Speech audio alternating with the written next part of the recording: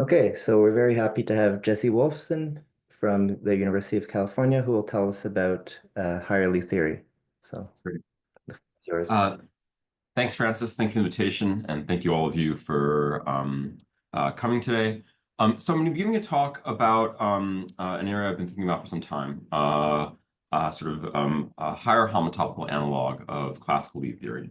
What I'm talking about today is joint work with Chris Rogers of the University of Nevada, Reno.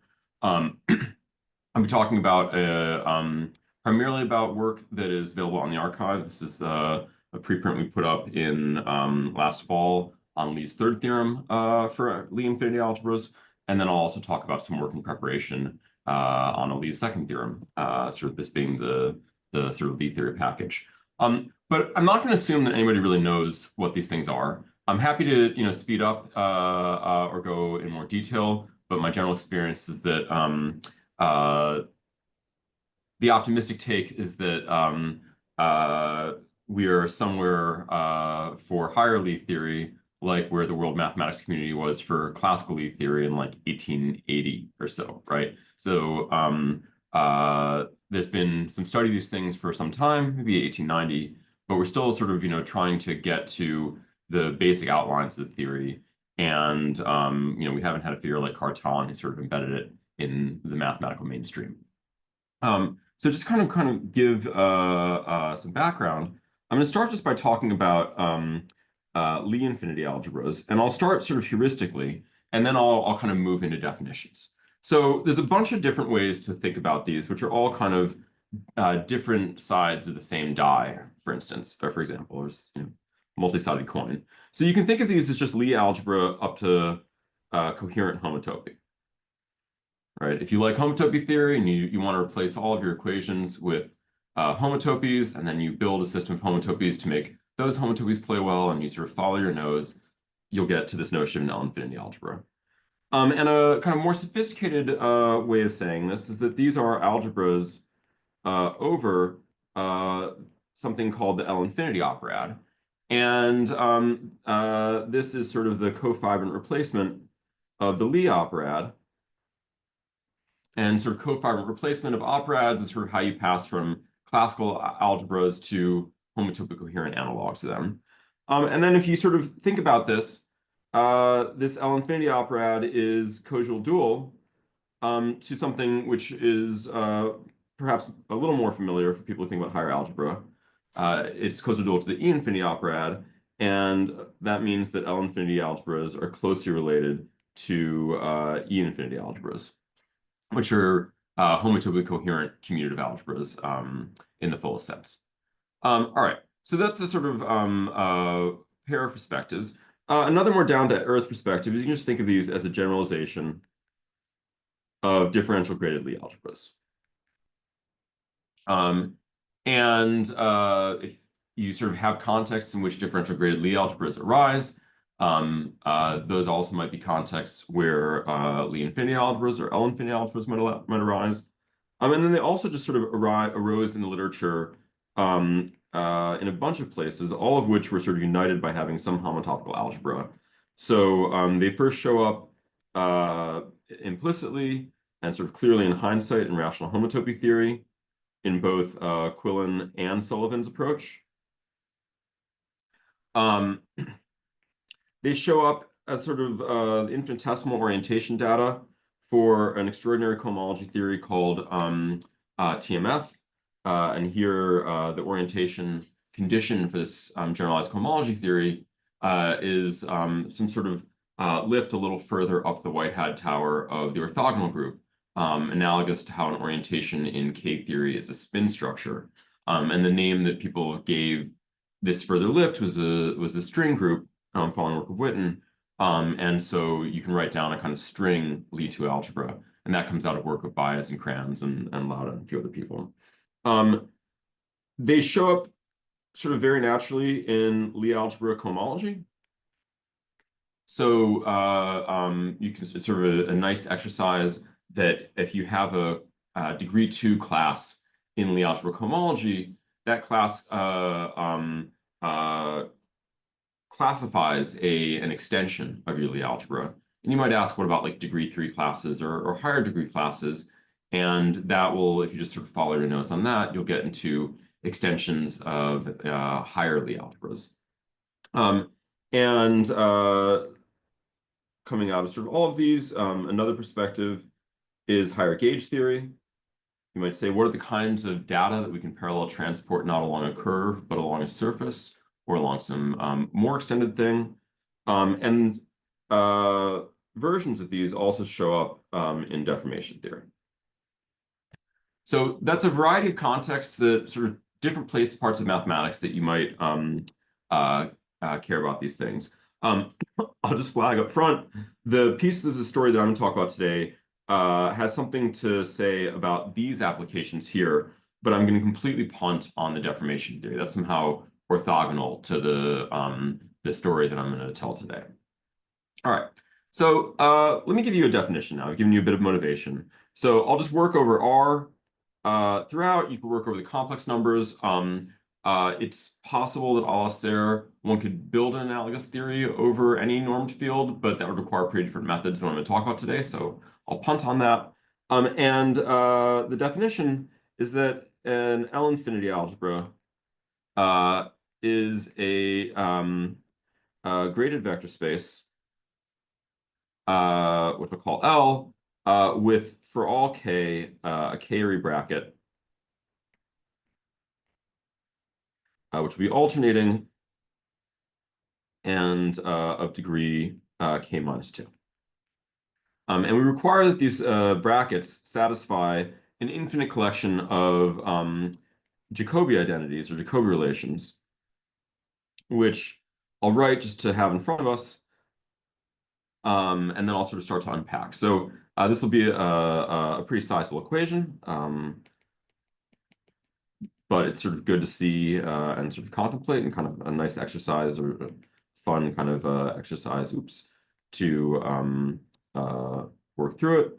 So, we're doing graded algebra. There's going to be a whole complicated mess of signs. So first, we're going to have a sign coming from the sign of the permutation, and we're sort of taking a sum over shuffle. So these are permutations that take one subset of n plus 1 and shuffle it with another subset while, or with its complement while preserving the order. And then we'll put in, this is the Koszul sign rule right there. And then we'll have a degree sign here. And then what we're going to sort of look at is all the ways of composing the I and J bracket.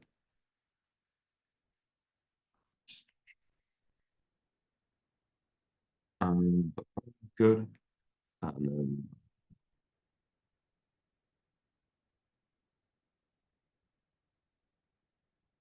great. Okay, so that's a lot right there, right? And this is a whole big sequence of operation or of equations that it has to satisfy. So it's worth just sort of beginning to say, okay, like what do we see for small m? And for small m, like is only one shuffle, so there's nothing to sum over.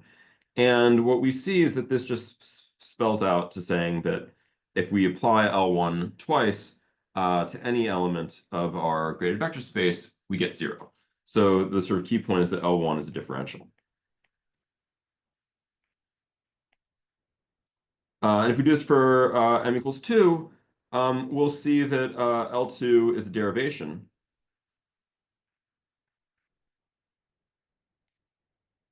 And if we do it for m equals 3, we'll see that L2 satisfies a Jacobi relation, or sorry, the Jacobi relation.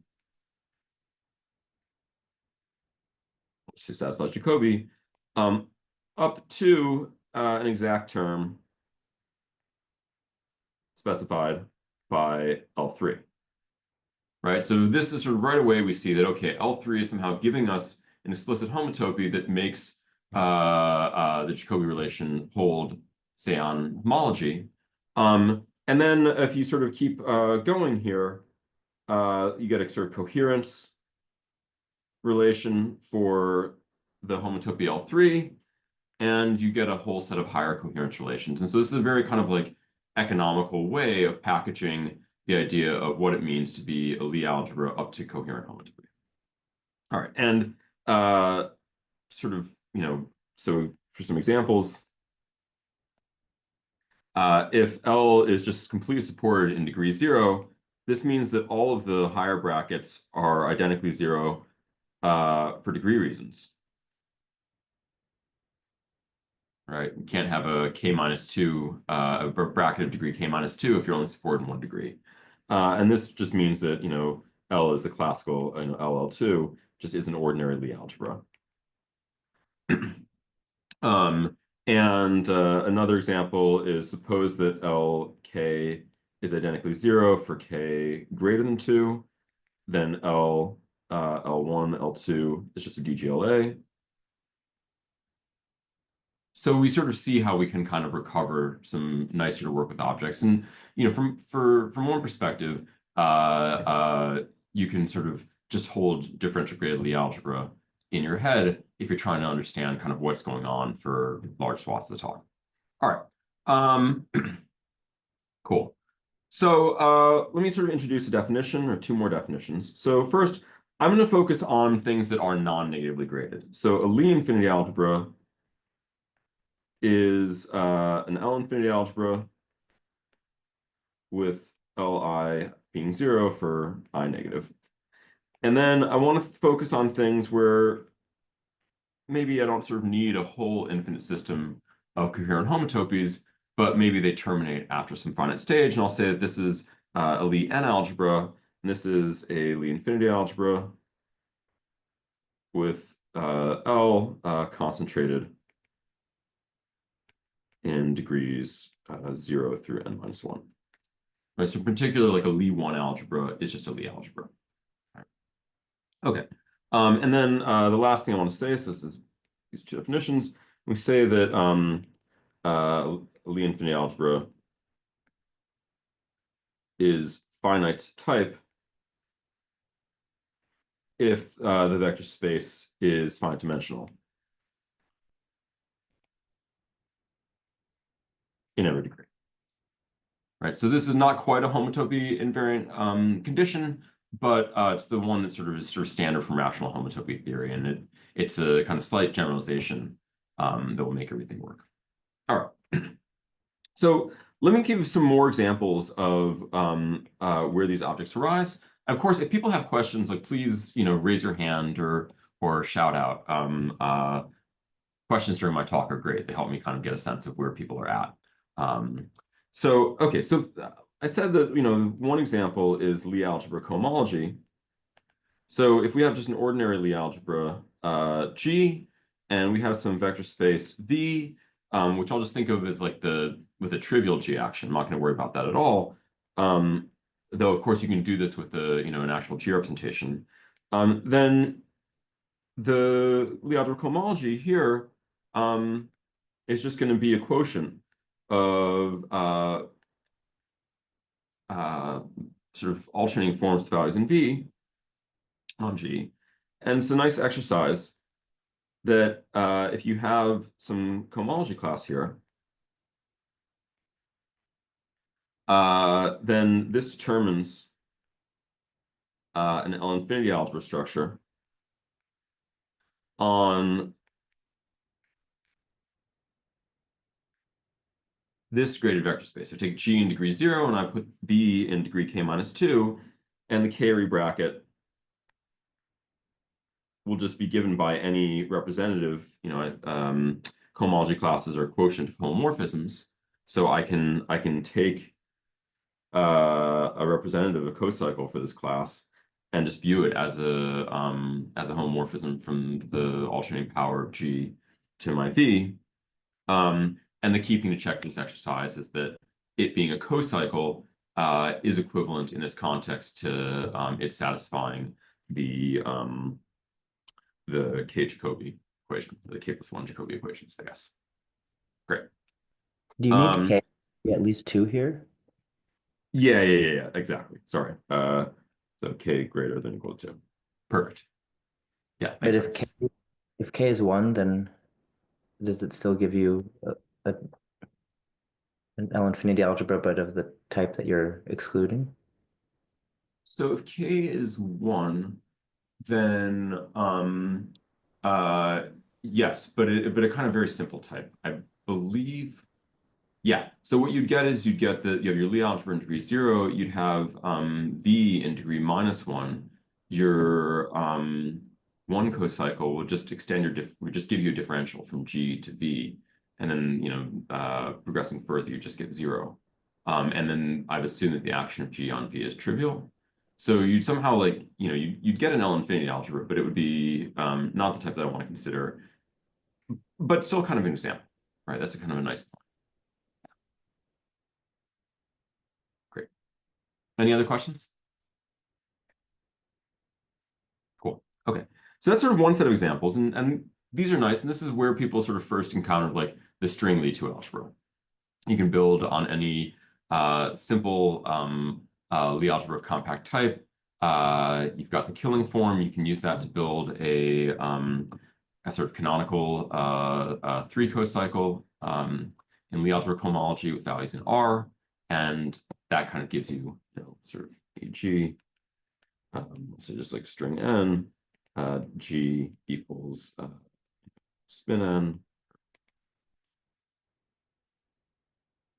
and K equals 3, and B equals R. Great. Okay. So that's sort of one set of examples. Another set of examples, which is sort of pretty natural, that won't give you anything sort of fundamentally new, is just sort of homotopy transfer. So if you have some chain complex over the reals, and say you've got some ordinary Lie algebra and some quasi-isomorphism from V onto L, call this like L0s to emphasize it's only degree 0, then you get by homotopy transfer an L infinity algebra structure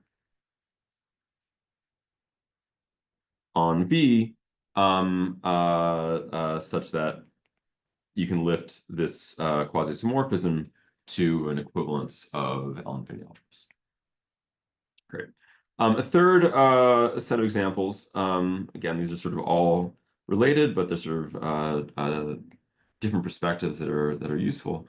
So here, if I've got some real vector space V, then I can sort of build this thing, which I'll sort of write using double brackets, and you should sort of think of this as like a stack quotient.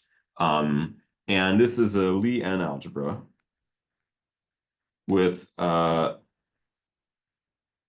it's sort of just endomorphism V in degree 0, and it's V in degree, sorry, I got my n's here, say degree 0, it's V in degree n, it's 0 elsewhere, and the brackets are just the ordinary commutator bracket on the endomorphisms, and then the bracket for an endomorphism alpha and beta, alpha in endomorphisms and beta in V is just apply the endomorphism to the thing.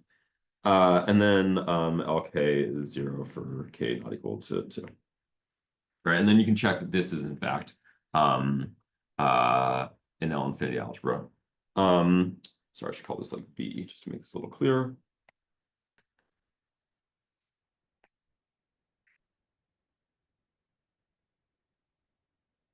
And you can also kind of using this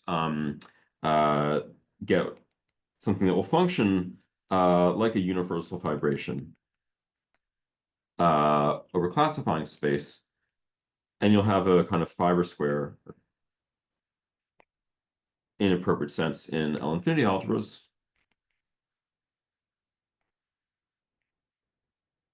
We'll have a total space of this classifying space here. Sorry.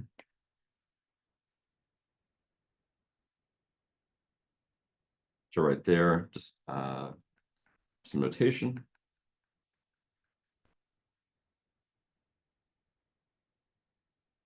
This will be a kind of a sort of homotopy pullback square, or even a strict pullback square if you set it up right. And you can show that like any extension by V will be pulled back from this kind of gadget. So you can also, these gadgets, you can show that they classify Lie algebra homology classes in degree K with coefficients and a representation whose underlying vector space is V. Okay, So What that's is, a kind of, yeah. sorry, what is EV? Right. So Uh, I didn't define this. The underlying vector space for this is sort of, we're going to take V. So I'll just say this is going to be NV in degree 0, V in degree n minus 1, V in degree n, and the differential from V to V in the degree n and degree n minus 1. This is going to be the identity. Right. And then it'll have the exact same brackets. And this looks like a kind of, naive thing to do. But this will really function, and this is something that Chris wrote up in a preprint a few years ago. Well, he wrote most of it. You can find the sort of the full details in our paper from this fall, but this will really function as a classifying space, or this gadget here will be a classifying space for fibrations of L-infinity algebras with fiber this. This will be the total space, the sort of universal fibration. And in some sense, what you're seeing here is that all of the complexity of the data of an extension or a fibration is going to be lying not in the universal object itself, but in the space of maps to the universal object. So, we get a kind of simple set of brackets here, but what that's telling you is all the juice, all of the information about a given fibration is going to be encoded in the space of maps to this guy. And so maps of L-infinity algebras can have quite a lot of data in them, is maybe one takeaway. so if I have a fibration from some like G to H, then that's equivalent to a map from H into V and mod endomorphisms of V. And Right. So then, the kind of the proposition is that if you have let's see, L prime mapping to L with fiber V in degree n minus 1, and I'm just going to require this as a homotopy pullback square in the homotopy theory of L-infinity algebras, which I'm going to brush under the rug largely, but it's a category of fibrant objects. And the weak equivalences are the maps that the underlying map just to quasi-isomorphism chain complexes. And the fibrations are the maps that are surjective in each degree. Those are the strict fibrations, but that's sort of simplest to say. Anyways, this says given this, then there exists a map from L to this guy, such that L prime is equivalent to the pullback along this map here.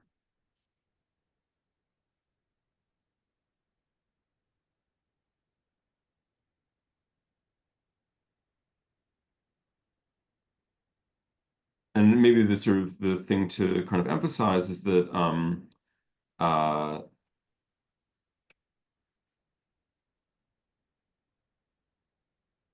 maybe this is sort of common for experts, but if you have like a minimal fibration of L-infinity algebras, then you can actually extract an action of the zeroth homology of like a Lie algebra on the fiber, and so that will give you your map to the endomorphisms. And then again, under this minimality assumption, you can then just construct like a strict pullback.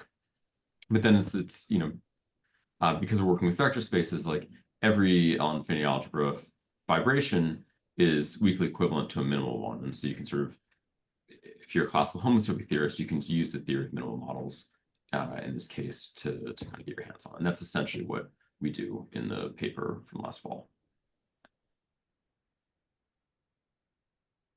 Cool. Plus the appropriate like algebra, basically. But that's the idea. Okay. Other questions? Great. Okay, so these are kind of the setup, and I'm going to use these pieces sort of, later on. So they also sort of are motivating. But I want to switch tacks now and just sort of, say, okay, I advertise this as higher Lie theory. I've told you now what the kind of what one side of the story is, what these sort of higher Lie algebras are. But I want to kind of give a retelling of classical Lie theory, so I can sort of, be clear about the way in which I'm trying to generalize it. So I'm going to state sort of Lie's second and third theorems in the form that kind of comes down from Cartan and Serre. And from this perspective, you can state these as there exists an adjoint pair of functors. So I have integration here, and this is from finite dimensional Lie algebras over the reals. And that's the left adjoint to finite dimensional Lie groups. Oops. So, and there I'm taking a bit of differentiation. And of course, the things that we care about with this are that if you differentiate your integrating Lie group, you just get back your original Lie algebra. And this is another way of saying that because these are equivalents of functors, the integration is fully faithful, right? So this is sort of like your Lie2 theorem right here. And then people had been, Baker and Campbell and Hausdorff like explicitly wrote down infinitesimally what's going on with integration. And so you want to make sure that you're just extending that. And so the restriction of the integral to nilpotent Lie algebras recovers the Campbell-Baker-Hausdorff formula. So I've got nilpotent guy here. Then my Lie group is just the underlying vector space as a topological space, but my group structure is given by the Campbell-Baker-Hausdorff formula. And then you'd also like to know explicitly, like, what is this differentiation? And classically, you want it to be the either left invariant vector fields or just the tangent space, the identity of your group, with Lie's bracket of vector fields as your Lie bracket, right? Okay. And so, sort of, Chris, my goal in this project is to get a full analog of all of these for finite type Lie infinity algebras and some notion of finite dimensional Lie infinity groups. Great. All right. So that's kind of the paradigm. You might ask, okay, like classically even, like what is integration, right? We sort of know that Lie's third theorem in the form that I was taught it as a graduate student was that to every finite dimensional Lie algebra over the reals, there exists a simply connected finite dimensional Lie group, unique up to isomorphism, whose Lie algebra is the Lie algebra I started with, right? But Excuse me. Yeah. Sorry to you're in full sentence there. Yeah, no problem. Just on the previous goal, I'm just kind of wondering about the operad. Oh. If it changes, then does that kind of at least underpin finite dimensionality? How should I hear underpin? So definitely like the fact that like we've moved from like the Lie operad to the Lie to the L infinity operad like is, in some sense the whole problem. But what's this? There's going to be interesting new phenomena that show up in that move, and I'll talk about some of them. The theorem that's in the main theorem of the paper from the fall is that for every finite type Lie infinity algebra, there's a model of integration that ultimately originates with like Sullivan's work. I'll talk about it later in the talk, but that was worked out by Henriques about 15 years ago, give or take 17, something like that. And there it produces Lie infinity groups that appear to integrate the infinity algebra, but they're infinite dimensional, even if you plug in an ordinary Lie algebra. So that's sort of somehow unsatisfying. If you have a Lie n algebra, Andre's construction, actually he discovered obstructions to integrating this to a Lie n group. Also like, he wrote down the integration thing, but the differentiation functor has been like kind of a mess We don't have a good homotopy theory of it. We don't have. There are some ideas in the literature, mainly due to Chevera, or we're building in our work off an idea that's sort of implicit in work of Pridham, but not nearly as widely known as it should be. And going and checking that, like, if you integrate and differentiate, you get back where you started. That's sort of the one piece of our paper in preparation that hasn't appeared in the literature. So that there's been this kind of disconnect where people have some ideas about what the integrating objects are, but fine dimensionality took a lot of work. It wasn't sort of obvious. There are obstructions to integrating like a Lie 2 algebra to a Lie 2 group. And those obstructions they're not visible in the classical case. They are non-trivial. There's interesting stuff going on. I understand them as analogous to the types of obstructions that one sees in trying to integrate Lie algebroids. They're actually very similar. It's like the same type of phenomena that you see there. So yeah, genuinely new things arise from a kind of differential geometric and an algebraic perspective. I'll talk, time permitting, I'll get at some of these issues in the talk, but you're sort of putting your finger on some key things that make this interesting, I think. At least not just an exercise in repeating kind of, the right incantations that were handed down to us from, Cartan and Serre. Thank you. Definitely. Other questions? Okay. All right. So halfway through, or a little more than halfway through, but I gave the foreshadowing, so let me sort of see how far I can get, and then we'll sort of have more questions. And what I'm going to do basically is, maybe tell a story of integration in the Lie algebra case, which I think is not so widely known. I believe it was sort of written down in a paper of Van Est, and then sort of forgotten, or maybe it's not even fully in Van Est in writing, but it's sort of folklore. I haven't had a chance to like really pin this down because the Van Est paper was only told to me recently, and I was sort of hearing it as folklore. But you can sort of use Sullivan's work and really ideas going back to Cartan to sort of actually write down an explicit model of integrating a Lie algebra that doesn't make reference to something like Otto's theorem, and is sort of obviously functorial. And the idea, I think, is really beautiful, and sort of, I think, clearly articulated by Sullivan. He says if you have a Lie algebra G, then we can look just at the the G-valued one forms, and we can view this as connections on a trivial G bundle. But we don't even need to know about a Lie group, right? We can just sort of look at this Lie algebra valued forms and sort of treat it as such. And if you have one of these guys, then you can just write down its curvature.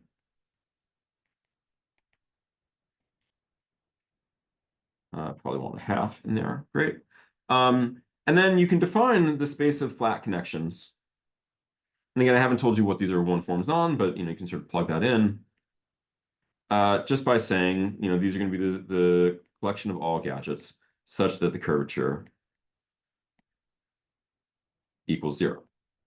And this idea that we might not know what the global object is, but we can write down infinitesimally what a flat connection is, and that will allow us to recover the global object by parallel transport. That is sort of that's the kind of core geometric insight at the heart of, I would say, like all of Lie theory.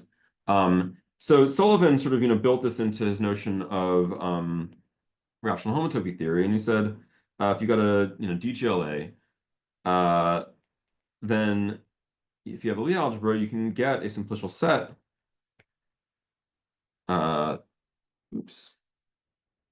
Where the n simplices are just going to be the space of flat connections,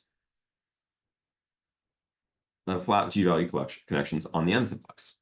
And his theorem is that this is actually a really nice simplicial set. And in particular, it's a reduced Kahn complex. So let's see, this is Lie algebra.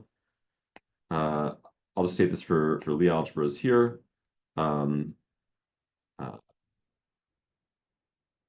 And the point is it's a reduced concomplex. And so a simplicial set is reduced if it has a single vertex. And it's a concomplex if we can, if it has a well-behaved homotopy theory. But even a little more explicitly, it sort of satisfies this infinite collection of extension conditions. So recall that if you have the n simplex, then its ith horn is the union of all faces except one, namely the one opposite the ith vertex. And a simplicial set is con if for all n and I, if you look at the sort of map from n simplices to horns, I'll just, for ease of writing, introduce this notation here. You want this to be surjective, right? You should sort of think of this as an extension condition. Anytime I hand you the data of a horn in a simplicial set, you can fill it to a simplex. And this is a combinatorial analog of the Serre's original condition for a Serre vibration. And an old idea, which Siegel, I think, is the first to write down in print, but he credits it to Grothendieck, and then Duskin sort of pushes it just a little bit further, is that con complexes in simplicial sets model infinity groupoids. So the idea of a gadget, which is like a groupoid, but up to coherent homotopies at all levels, that's a sort of idea that was in the air for a while, but the question is, how do you actually write down a mathematical object that encodes that idea and that you can manipulate in all the ways you'd like? And people realized about 50 years ago that con complexes were the sort of desired setting.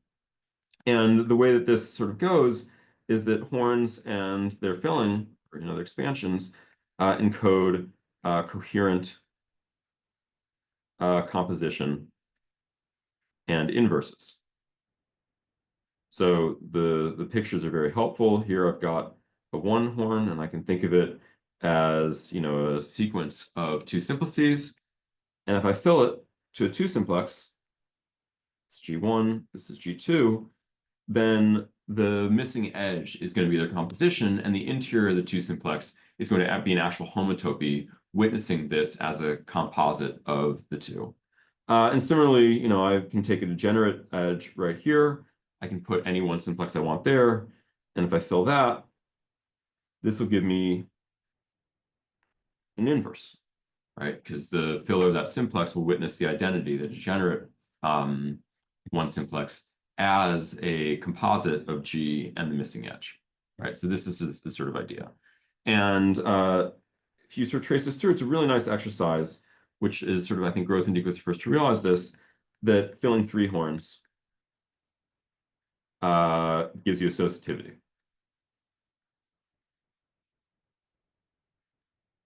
Right, so you sort of start to see from this kind of combinatorial topological condition, very classical algebra falling right out. Okay, and so inspired by this about 40 years ago, Duskin said, okay, a discrete n groupoid X is a con complex such that horn fillers are unique. So for all m greater than n, and for all I, there are unique horn fillers in that dimension. And it's an n group if it's reduced, i.e. there's a single vertex. Right, so the idea is you're thinking about the vertices as the kind of objects in your groupoid. The one simplices are kind of the elements, right? And then the higher simplices are encoding kind of the higher homotopy, the composition and the coherence there. And Grothendieck sort of phrases this as an actual proposition that you can prove that if you take pi 1 from the category of one groups to the category of groups, this is an equivalence, and the inverse equivalence of categories is given by the nerve.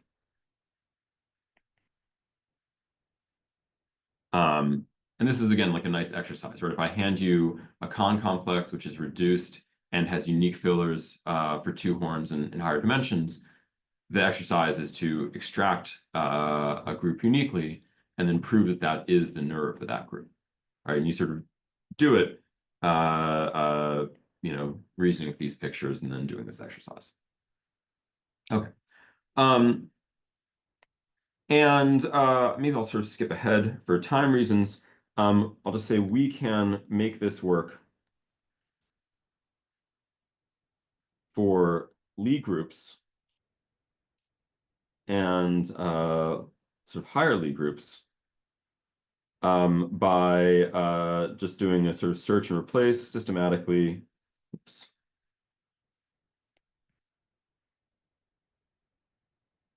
Replacing surjection every time it shows up as a Kahn condition, in the Kahn condition for simplicial sets by surjective submersion. Surjection of sets by surjective submersion of smooth manifolds.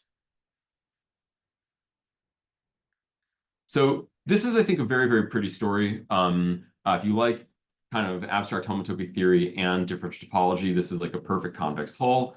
All of the prequilin, like basically all of the prequilin or the first order, everything the prequilin homotopy theory simplicial sets that doesn't explicitly involve the axiom of choice seems to go over almost verbatim if you carefully check through the classical proofs. And here I'm thinking like proofs of Kahn and Moore and Eilenberg-MacLean, Barrett and Guggenheim. Like, it's a very, very clean theory that actually plays extremely well with differential topology.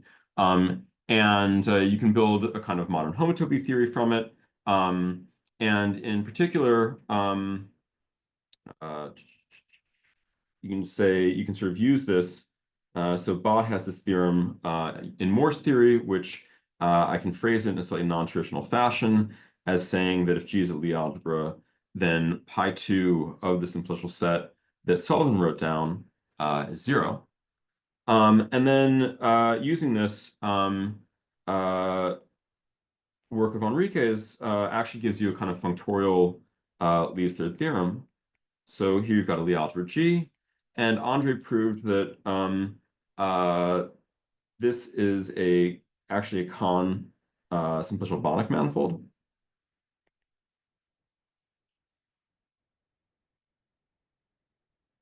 So it's Kahn in the sense where all the horn filling maps are surjective submersions, right? So we're sort of doing this thing here. And then two, he proved that, you have these truncation functors. I'll just say there exist left adjoints, say tau less than or equal to n, to the inclusion of n groupoids into infinity groupoids into Kahn complexes in special sets. And so in particular, you can sort of say, let's just take the fundamental groupoid of this Kahn simplicial Banach manifold. And Andre showed using essentially Bott's theorem that this is a simplicial smooth manifold. And so as a corollary, you get that this guy here is the nerve of a Lie group G.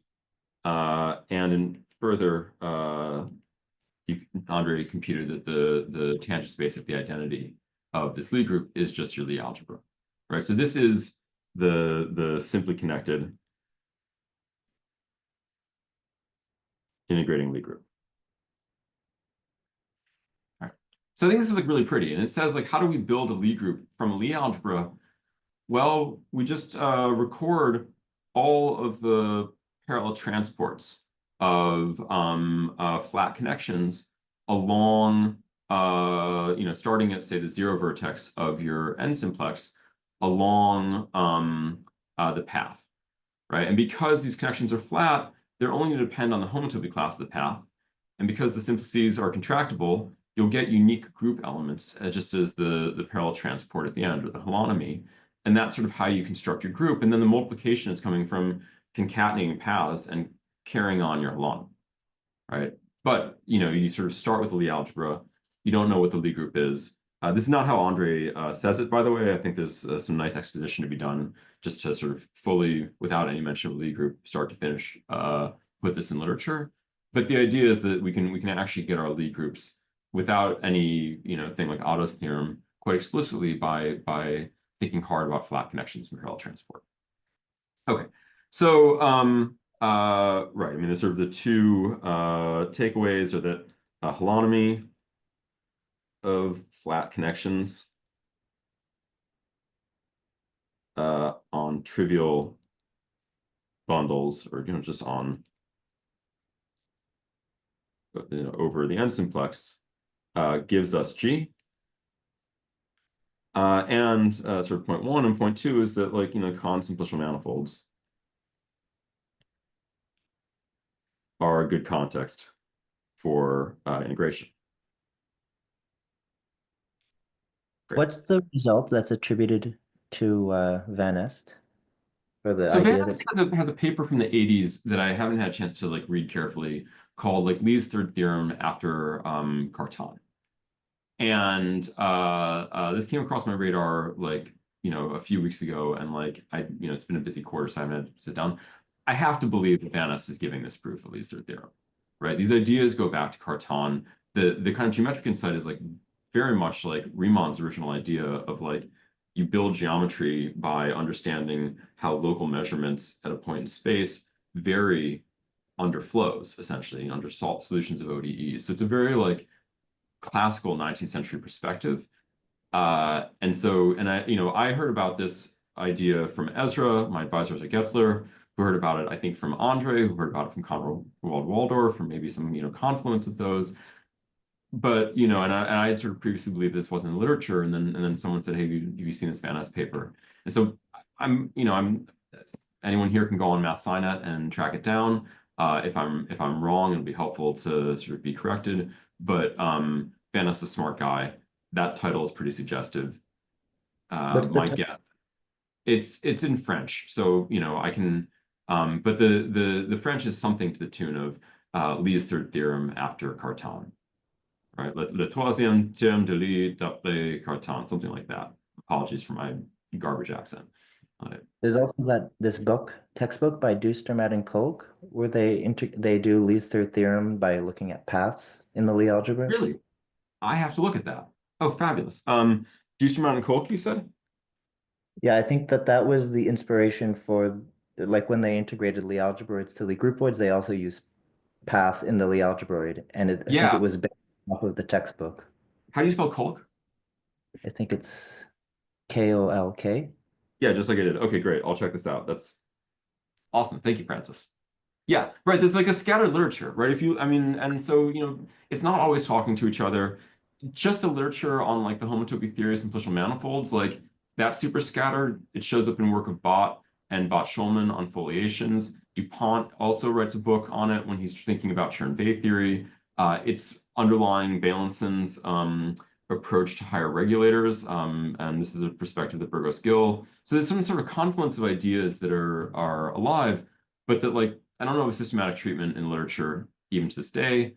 I don't know of anybody who's tried to sort of synthesize just the uses that were in those three texts. It shows up again in there's a bulletin article by Fried and Hopkins from, I don't know, a decade ago or something like that, that is sort of, they're telling Chern-Weil theory, but it's it's very close to what DuPont's doing 40 years ago. So there's definitely an opportunity for someone just kind of systematizing this, and maybe the kind of reinterest or the resurgence of interest in integration, so that might be an opportunity. But yeah, thank you for the reference. That's very helpful. Okay, so I got no time left. Let me sort of wrap up, and I'll kind of talk about can I have 2 minutes, and I'll sort of give a sketch of where things are. Yeah, I think you can go in for 10 more minutes if you want. I can go for 10 minutes. Okay, great. Okay, so let's see how to do this. Let me skip all over that. Great. So maybe the theorem this is, Andre's, is that if you go, actually, you look at finite type Lie infinity algebras, and you write down, and you do the translation of like systematic replacement, Kahn complex to Kahn simplicial manifold as a Lie infinity group. And so now you take your Lie infinity algebra, and again, your thing is going to be flat connections on the n simplex, like this. Then this is a I'll just say we have. Whereas the constant of the theorems that the simplicial set that you write down following Sullivan is actually a Kahn simplicial manifold. Great.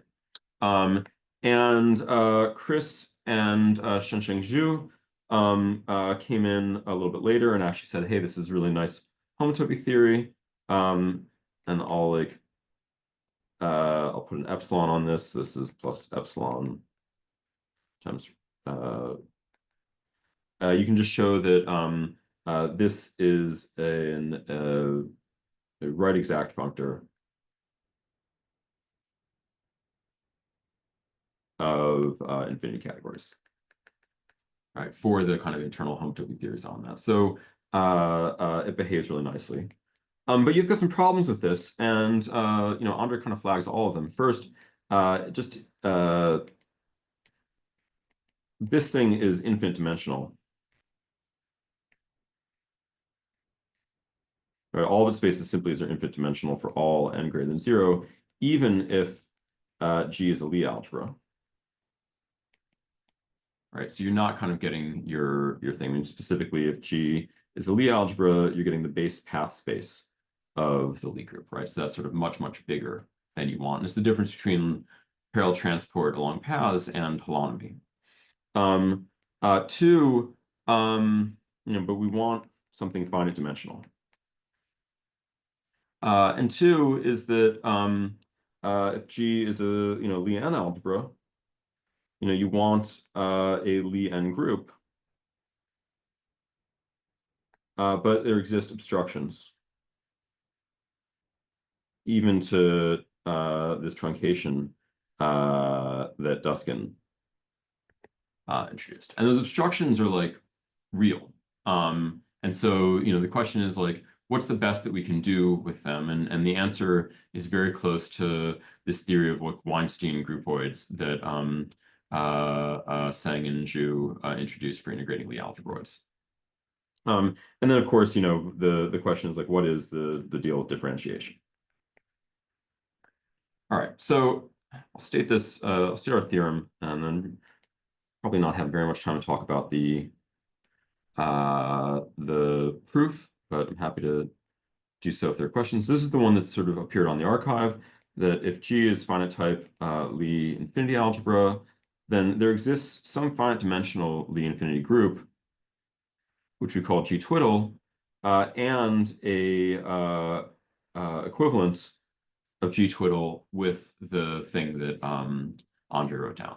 So even though Andre's thing is like infinite dimensional and big, somehow living inside it, you can find a finite dimensional object that captures the full homotopy type. But that choice is like non-canonical, right? You sort of it only is it's only unique up to homotopy, basically.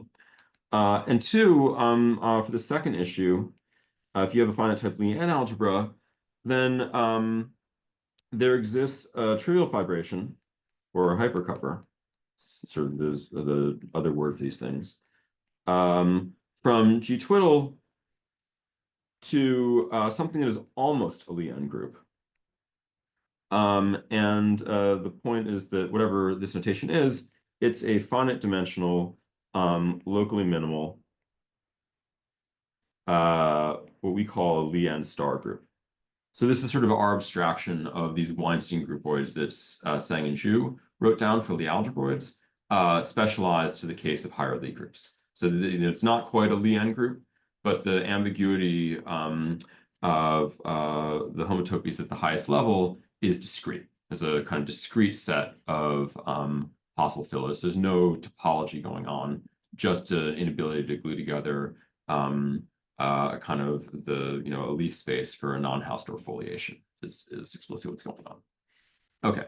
And then the theorem in progress.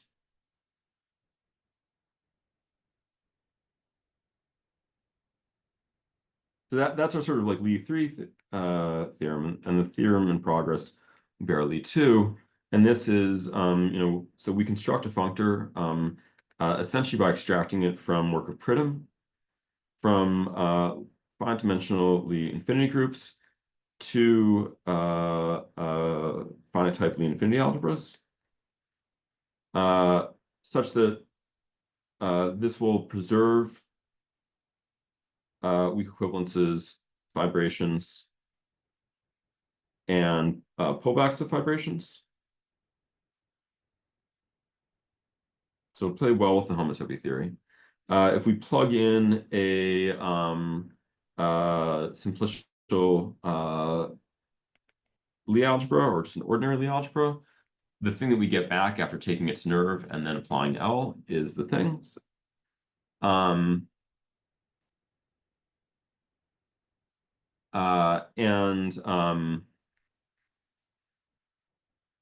Similarly, if G is a finite dimensional model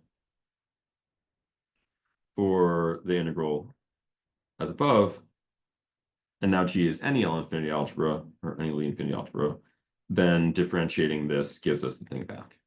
And 4 is that L restricts to an equivalence of categories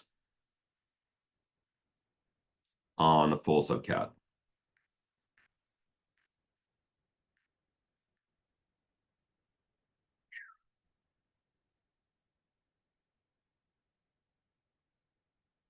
Right, so this is our sort of like Lie 2 theorem. And I should say that like at present, we have the functor and we've been circulating a note with that for several months.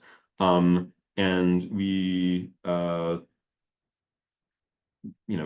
proofs of all of these and are working on getting it in a nice enough form that we can efficiently verify this fact here. Okay. I've got like 2 minutes. So maybe I'll just sort of say like the key idea for both is to sort of build good Postnikov theories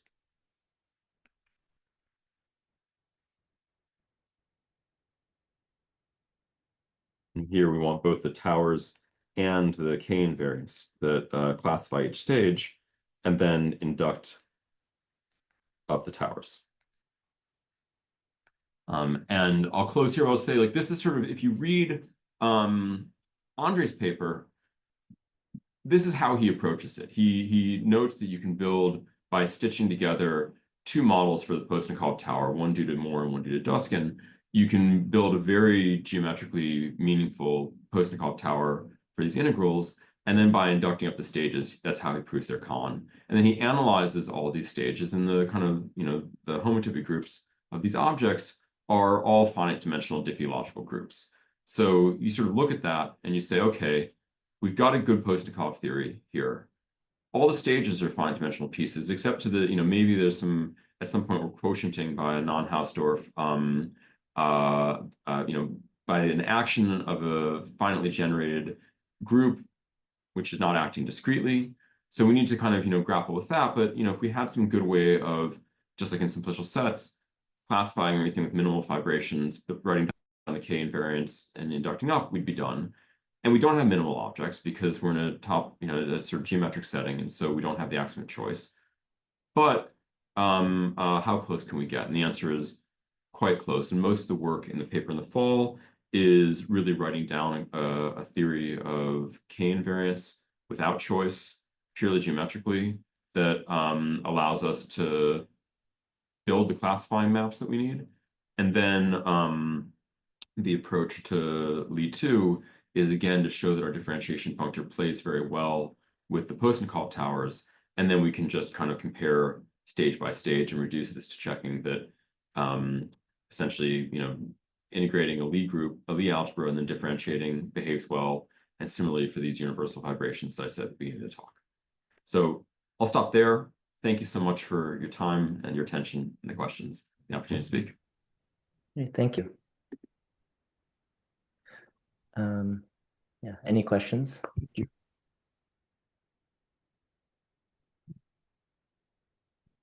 I do have a question, actually. Okay. Thank you for the nice talk. That was really interesting. You mentioned that some Lie n algebras cannot be integrated to Lie n groups, and there are obstructions to that. Can we say more about where those obstructions lie and heuristically would they measure? I'm thinking they might be a higher order homotopical structure, like a Lie-Massey product in the homology, or maybe they're more cohomological in flavor. Is there a nice cohomology theory for L infinity algebras where those obstructions live? Or... So they're a mix of like differential geometry and the Lie algebra cohomology. So you know, if you've got an L infinity algebra like this here, oops, then sort of Andre showed that you get this long exact sequence in homotopy groups where the sequence is something like pi, let me sure I got this right, pi n plus 1 of, so it's a Lie infinity algebra, and I'll write G for the Lie group integrating H naught of this L infinity algebra. And what Andre showed is that you get a long exact sequence like this, and then this is going to be pi n of this guy here, and this will be pi n of G, and then you'll have this boundary map, n minus 2 G, right there, right? And so, you know, this guy here is always, you know, some discrete group. This here is always going to be some vector space, and the obstruction is going to be the non-discreteness of the image of this boundary map here. All right, so that's sort of the nature of it. And like this boundary map, like explicitly what's going on is you are integrating some cocycle over a sphere in the Lie group, right, over some higher homotopy class in the Lie group. And if those integrals accumulate in some weird ways in your vector space, then you're not going to be able to, your attempt to quotient something to a Lie n group is going to involve like a non-Hausdorff equivalence relation, right? You're sort of quotienting by a bad group action. So that's sort of exactly what these obstructions are, and then you can sort of, you know, you can write down examples.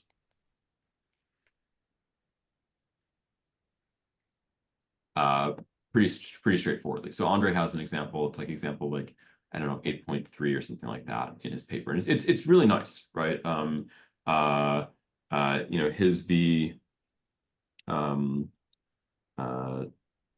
is something like, you know, you take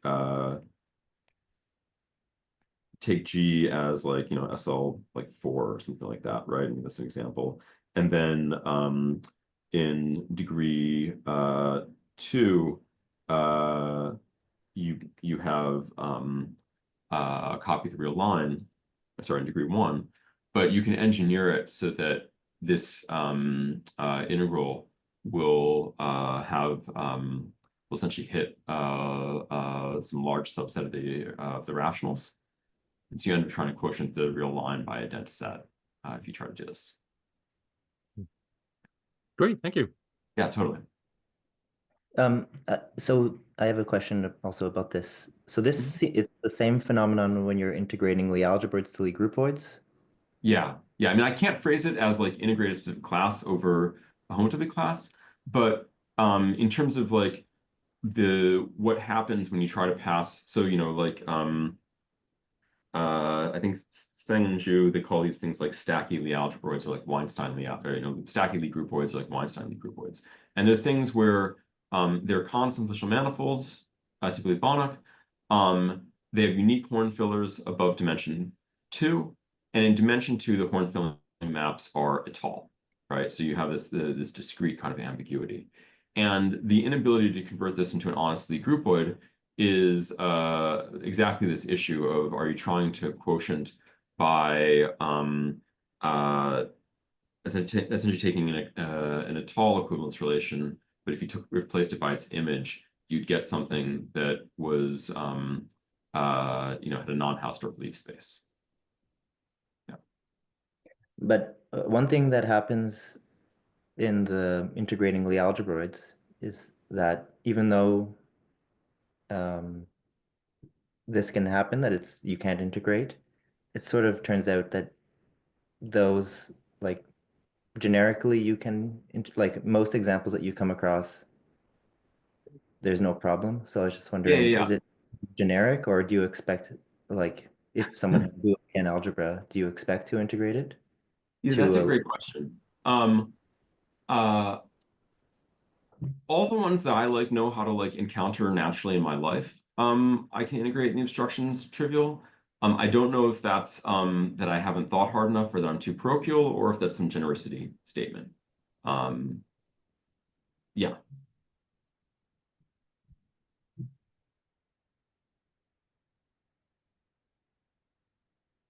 In the theorem of the statement of the Lie 3 theorem, Yep. in the first, so this integral of G, that's the one that's the Mohr-Cartan set? Yeah, right. This guy here is like,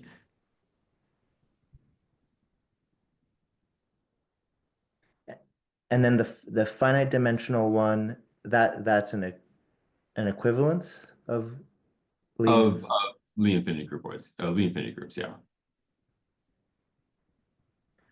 So okay, and then so if this was like if G was an actual Lie algebra, then this G twiddle would not be the nerve of the group.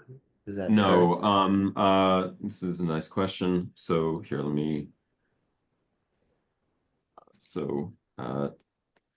G is a Lie algebra, then we'll still get this guy here like this. And here you've got this truncation down to the nerve of the Lie group, but from the long exact sequence above, we see that pi I of this guy here is G for I equals 1, and it's pi I of G for I greater than 1. Just from this long exact sequence that I put right there. So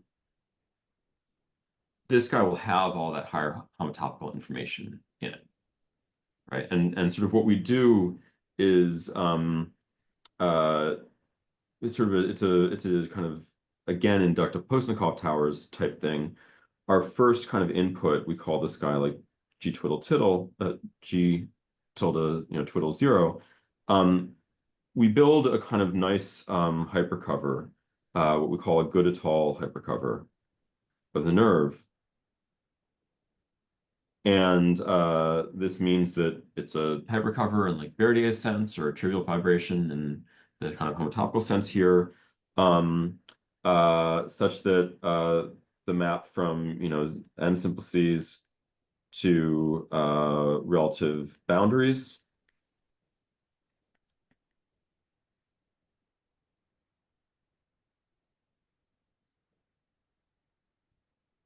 that these are surjective local diffeomorphisms for all n. That's the Étale part right there. And it's good in the sense that for all n, it's just a disjoint union of contractible pieces. Right, so it's like a collection of balls. And so somehow, we want to make sure that both the abstract homotopy theory is preserved, but the topological type of the actual space of n simplices doesn't have any topology. And if we can, and we've got to use in a key way Quinn's theory of manifold stratified spaces to guarantee that we can build such a thing, because the kind of classical constructions from like Étale homotopy theory they don't play well with the differential topology in the way we need them to. And so we use instead a different input, but it turns out for simplicial manifolds like nerves of groups, if you stratify the space of n simple c's by the order of degeneracy, then this is a manifold stratified space in Quinn's sense. And so then we can quote his theory, and we can essentially get a tubular neighborhood of the degenerate simple c's that functions the way we need, and then we can combine that with Artin and Mazur's construction, sort of inductive construction of hypercovers, and it all like fits together very neatly. And then once we've got that guy, then we can essentially build a minimal model of we can build a minimal model of the map on the right over it. And so, you know, this is a homotopy pullback square here, but not because we like took it, just because we like built the minimal model by hand using that there's no topology in our space of simple c's once we pass to this guy. Does when you write pi I of integral of g, is that like the homotopy group of this thing as a discrete simplicial set?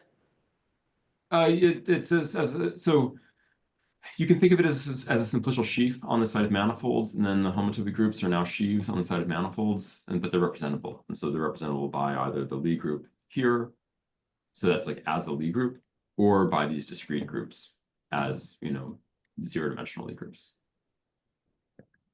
I guess my question is, does this pi I of the integral of g use the topology on this? Yes. Yeah, this is like pi I of simplicial sheaves, if you will, on the side of smooth modic manifolds.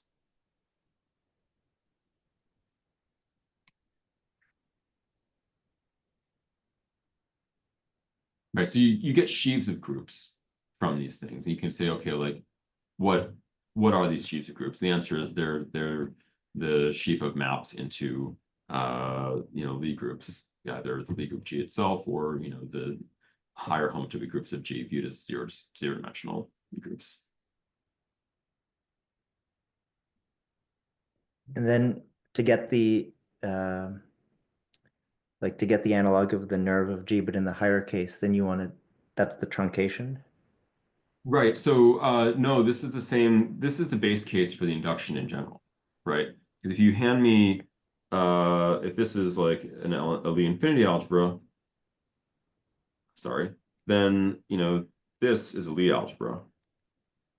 And I get this whole kind of tower of these various truncations.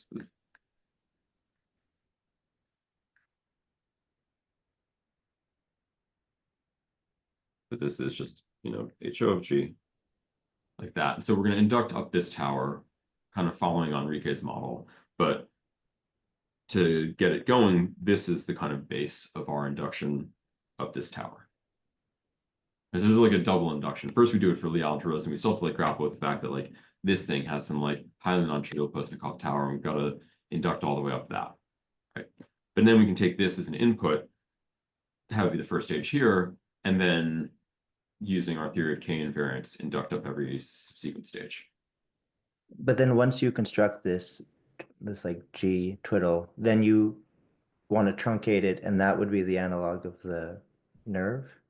Yes, exactly. And we can't always do that using the strict truncation, but we can do it by using this slightly weaker Moore model for the Postnikov tower. And that's the 0.2 in the yes. So it's actually also an equivalence. Again, that's the part that. Oh no, I'm so sorry. That's wrong. No, perfect. Great. Yes. I forgot about I wrote that too. That you're absolutely right. No. We're killing off all the higher homotopical data. Yeah. Thank you for catching that.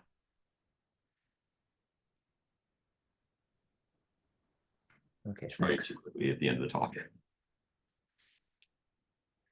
Are there any other questions?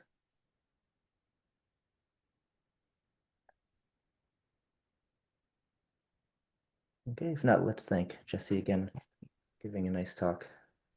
Awesome. Thank you so much. Thank you, Jesse. Thank you. Thank you, Jesse. Very nice talk. Yeah, it was very nice. Thanks. Thanks to everybody.